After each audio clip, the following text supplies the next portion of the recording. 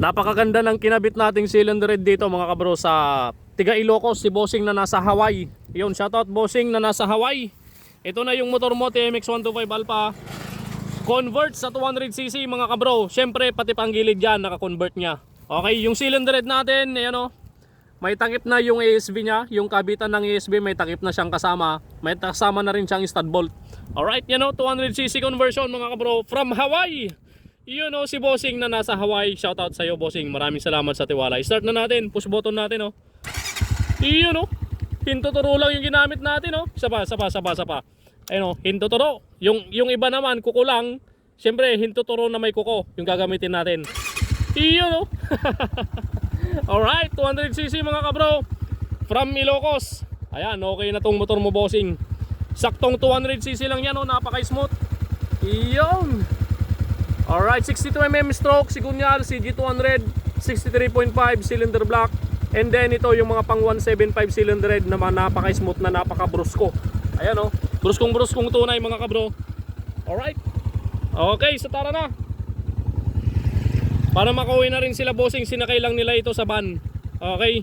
Ayan, so sabi ko kay Bossing, break-in muna mga kahit isang linggo lang para maganda yung pagkaka-break-in, maganda yung lapat ng mga materyales, mga pyesa na ikinabit natin. Tapos pagkatapos noon, maganda yung break-in niya, kahit anliwas-was na yan, pwede na. Alright. Nice. Okay, tara na. Sapa. Yun o, hintuturo na may kasamang kuko. Yun o. Grabe. Okay, tara na. Tinest drive lang natin dito mga kabro. Alright. A few moments later. Ayan mga kabro, kinarga na natin sa van nila Uncle. Galot na ng kailan, tanaw walang kawala. Shoutout po mga Donya. Yan, mga Donya. Maraming salamat po sa pagdayo dito sa SM naming laboratorio. Silong ng mangga. Maraming bunga. Madam, salamat sa pangmirenda. Oh, yun, salamat po. Shoutout kay Madam Melay.